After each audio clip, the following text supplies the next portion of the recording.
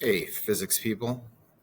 Mr. McGrath here, down here in the corner. Hey, I'm going to tell you a little bit about the Vernier Graphical Analysis, which is some software that we're going to be using um, during our physics time together. I am not 100% sure at this point whether Chromebooks that you will be given are going to have this preloaded or if you're going to do this. But either way, this Chrome Web Store, if it's not on the machine, I'll give you instructions how to get it on your machine. If it is on your machine, then you're going to go to the easiest way to open it up is to go down here to the corner where the launcher is. And here, this little up arrow, mine's already open, so you can see it right there, graphical. But if yours is not open, whoops, you just push lots of buttons in rapid succession. Just kidding, don't do that. So let me try that again. Go down here, open that up. And this has a bunch of stuff on it. So I'm looking here, where's graphical analysis? It's not there. So there it is. It's on the second page, which I just got from scrolling down to that second page. So you'd click on it and open it up there. Once you have it opened up, let's see. Oh, it looks like it's not open here. Let me do that again and actually open it. So if it comes up in your shortcuts, you can do it from there, or you can do what I just did and open it up. Graphical analysis. And we are, for now, we are going to do manual entry. The sensor data collection is something that we can do when we're all back in the classroom together again. Until that point, I'm going to send data out to you or give you some instructions for how to collect your data. And since it won't be coming into the program through sensors, that means we will have to do manual entry. So I'm going to click on that. And here we go. This is what it's going to look like for you. So we've got data set 1 and just explore a little bit, see what happens. We can rename the data set. I think I'm going to do that. So as an example, I just looked up on the old internet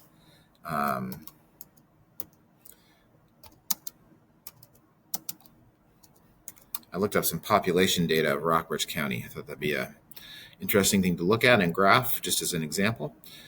So you can see there, that's the new name of my data. Now, what I'm going to graph, I have some data, and I'm going to start typing it in here. 1980, oops, not 1908. 1980 is the first year that I found. I'm going to click on this. I'm going to click on column options. I could just go through and, well, maybe this program doesn't do the thing that I thought. Well, while I'm in here, the name of this column right now is X. And boy, that sure would make your math teacher proud, I'm sure, that you were calling it X and everything.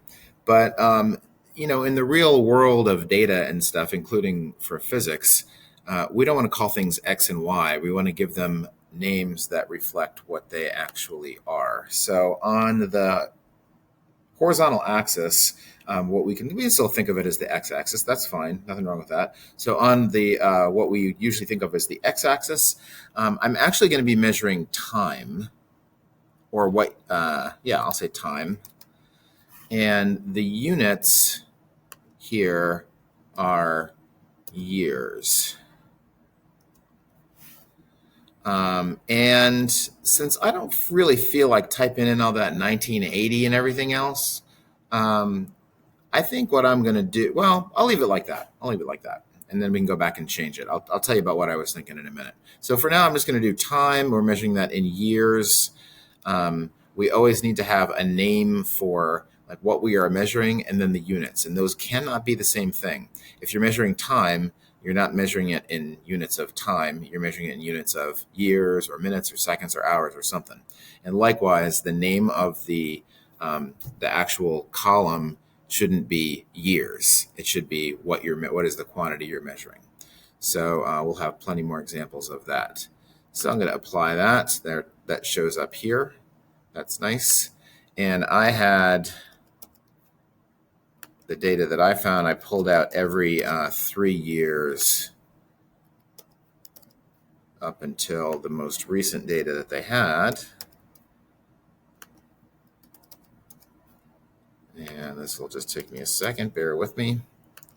Go get a glass of water or something. Go walk your dog.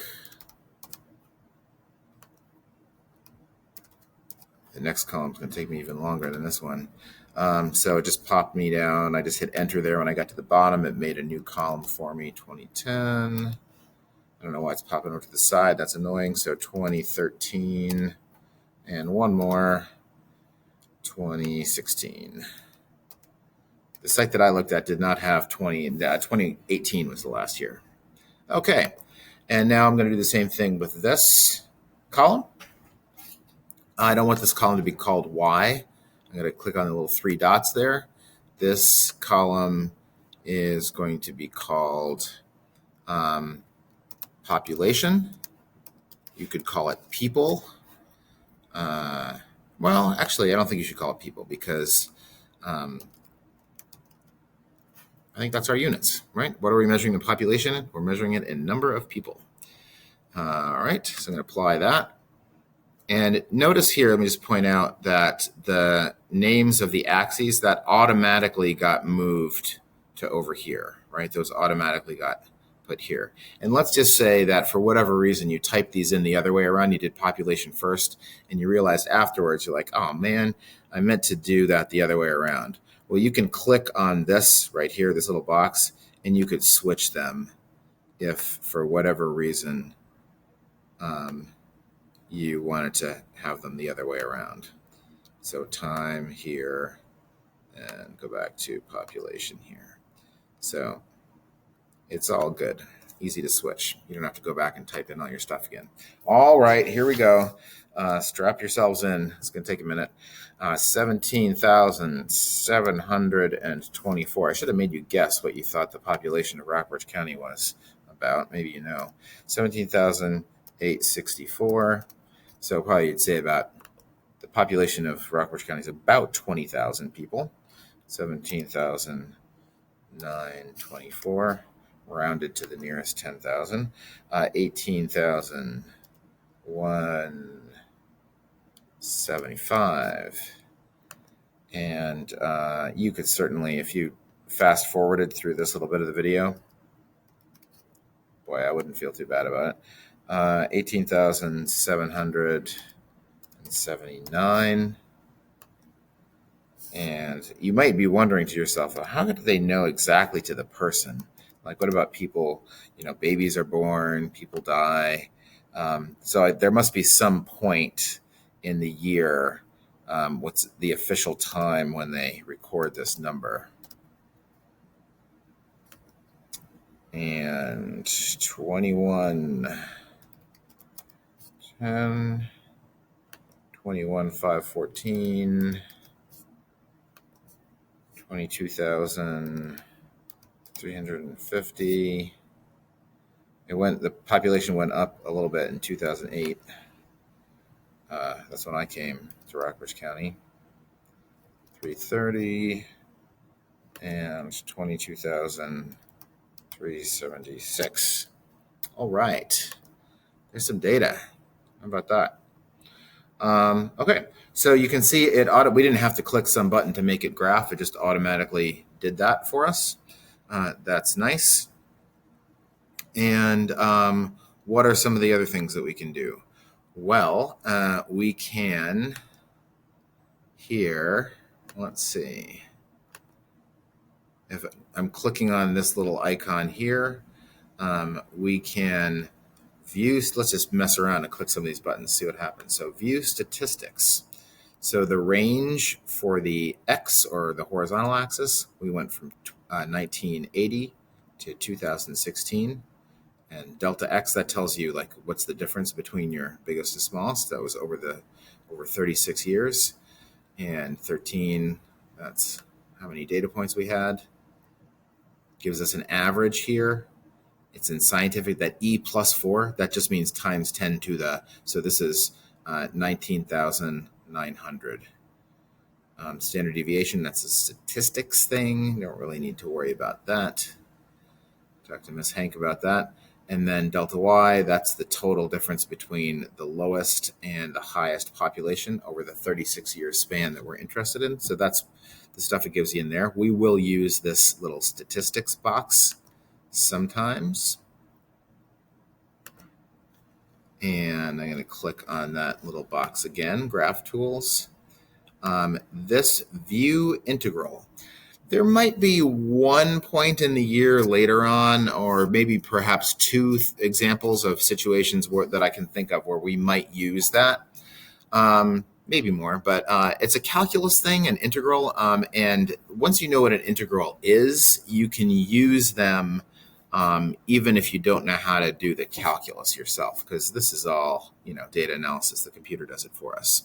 So for now, we're just going to take a pass on that and not worry about it. Apply curve fit. We're going to use this an awful lot. So here, this gave us a linear fit. So if you've got some data and you think it looks like a straight line, then you can use a linear fit. You can look, since we did our linear fit here, look at it and see, does that look pretty good? I mean, the population's going up, so it doesn't look like a terrible fit here. Now, what is the equation for that line? Your math teacher told you a bazillion times that y equals mx plus b. So here, we just need to make sure that when we write the equation for this line, that there's no y, no m, no x, and no b. Instead of y, we are going to put population, not the units. We're going to put population. That's the name of this axis. So we would say population equals, and then m, the slope is about 155. At 155, the units of slope are units of rise over units of run. And we need to include those. You'll get this message from me many, many times. This is our first example. It would be 155 people per year. Okay, that's the units of the slope that would show up in our equation. And then what is the y-intercept? Here it's this. Now, what is it? That's negative 290,000. What does that mean? That means if you dial time back to time 0, to the year 0, then the population of Rockbridge County, according to this model, would be negative 290,000. Now, obviously, that is not right. So first of all, there were no white people living in Rockbridge County at that time. And certainly whoever was here, there weren't negative 290,000 of them. So why is that there? Why is that showing up? Well, if you extend this line back, it's going to hit 0 after not terribly many years. So this model, at some point, probably the population of Rockbridge County, it was a curve, and it started to it was very flat, and then it started to spike up once you get to the, say 19th, 20th century, something like that. So anyway, that's a little bit of a silly number in this case. But if we wanted to write down the model, we would have to include that because the numbers won't come out right when we start plugging in these years unless we have that right y-intercept. What would the units be for the y-intercept? The units for the y-intercept are the units of whatever's on your y-axis. So that's negative 290,000 people. And when you write the equation, you would include those units. All right, so let me just show you real quick. When we had those apply curve fit, when we had those options, if I click here, your first option is going to be, the default will be linear. But there are some other options. There aren't that many. All of the options that we ever need for this course are here. And that's great. So we'll talk about those other ones. But if you're looking at your data and it looks like they're making some kind of curve, something that is not a straight line, then you might be interested in making one of these other fits. So more about that coming sometime soon. Let's see. I would like to have a title on this graph. Let's see if that was edit graph options. And here's my place for title. What should I call it? Well, there's no creativity required or allowed actually here. The title of your graph should always be whatever's on your y-axis versus whatever's on your x-axis. So here, what's on my y-axis? That's population, versus, and then what's on my x-axis is time. Some people learn to do this from science teachers, population over time, like rise over run. I think the versus that's my preference, but I'm not going to dock you if you're used to doing something else. I will dock you if you put them the wrong way around. It has to be y-axis versus x-axis. It has to be in that order. If you're reading from left to right, that's the order that you see them in. So there you go. If you wanted to change the your like X-min and X-max you might be used to doing with your TI-84 calculator, you could do that. For example, if you want to see, if you feel like this data is all kind of crammed in there too much, you could say, well, I want to see like all the way from population 0 what this looks like. So we could do that, and then you get an idea. If this is 0 population, you can see it going up over time. It's some people would argue that when you make the graph fill up the whole screen, or you manipulate the appearance of it, that you can really get people to believe things that are not true. And boy, there sure is a lot of bad information out there in the world these days. So we don't want to do anything to mislead. Maybe it's a little bit easier for someone to see what's really happening with the population here when we look at it like that. If you decide you didn't like that, edit graph options. If we go to automatic scaling, we can go to manual scale. Oops, automatic. There it is, top. Then, oh, it didn't change it back. I wonder why not. Let's try that again. Automatic. Usually the automatic does the auto fit, so it's not doing that. Anyway, we can change it to whatever we want. So I think if we wanted to change it to whatever that lowest value, the 17,724, we can make it fill up the whole screen. I'll just make it 17,000. That's kind of close to the bottom value. And when we look at that, it gives maybe this artificial sense that the population of Rockbridge County was like out of control, like spiking, and it's really not. If you look at it compared to 0, then gives maybe a little bit better sense of what's really going on. So I like the always show 0 option. That's my preference whenever possible.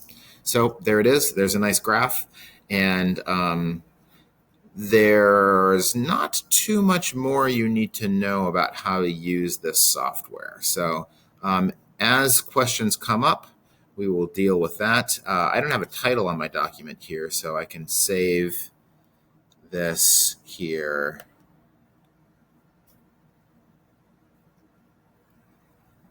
It'll save into your Google Drive, and you can give it a name. You can put it in a folder, however you organize things. Try to keep things organized in your Google Drive. Things just get out of control. It's going to get bad this year. There's going to be so much online stuff. You're going to have a lot of files, so keep them organized from the start. Make a physics folder. All right, so I'm going to cancel there because I don't actually want to save it. And there you go. So do I want to save? Nope, don't save. And that is how you do that. And now I have to figure out if this video actually was recording. I think that I got that all on video, and we'll see if, oh yeah, here we go, down here. So I'm going to click this green check mark, and that means that this video is done. So keep this video, remember that this is here so that the first couple times you use that graphical analysis software that you can refer back to this video. All right, enjoy.